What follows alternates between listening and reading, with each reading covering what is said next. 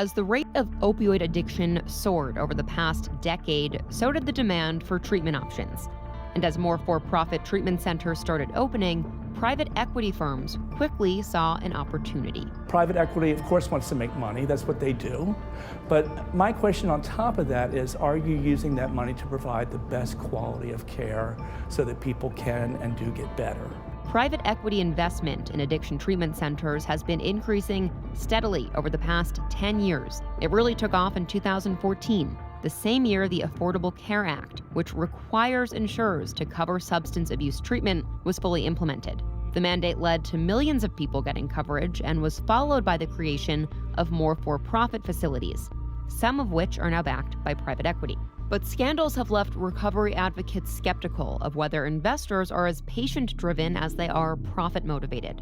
Earlier this year, owners and employees of Liberation Way were arrested for scamming insurance companies out of millions of dollars, less than a year after it was acquired by Fulcrum Equity Partners. Meanwhile, American Addiction Centers, a publicly traded treatment company that attracted investment from Deerfield Management and Morgan Stanley, is facing multiple lawsuits regarding the death of their patients. Fulcrum denied knowing of any wrongdoing going on at Liberation Way, and none of the big-name investors once involved with American Addiction Centers have publicly commented. Still, a majority of those currently suffering from addiction in the U.S. aren't getting help, and some healthcare experts say private equity is a way to expand access to those who need it.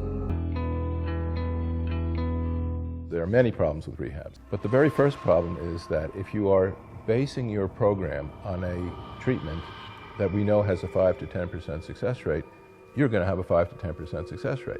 Some of these programs offer energy transfer therapy. I can't explain it because it's mysticism. Some of them offer horse therapy. Hello, I'm Mr. Red. The idea being, be around a horse and that will help your addiction.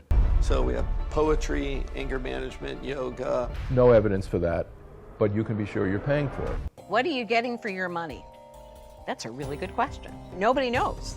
I've been through several inpatient, I've done outpatient. We found out that he had been using heroin. I'd like to stop you halfway and offer up whatever we could do to help. I've tried those things. They're not working for me. I can't even count the rehab places. I lose track at least 5, maybe 6. When you pay that much money, it adds to a problem that AA and the rehab share. Namely, AA is never wrong, and the rehabs are never wrong according to them. So if you drop out of AA, it's never AA's fault, they say. It's your fault. Stick with the program. Do 90 meetings in 90 days. Get back into it. If you go to a rehab and you fail, no one says the rehab is no good. They say, you failed. You failed. Go back in for another round. Every time you relapse, we're going to find out what happened, what triggered you.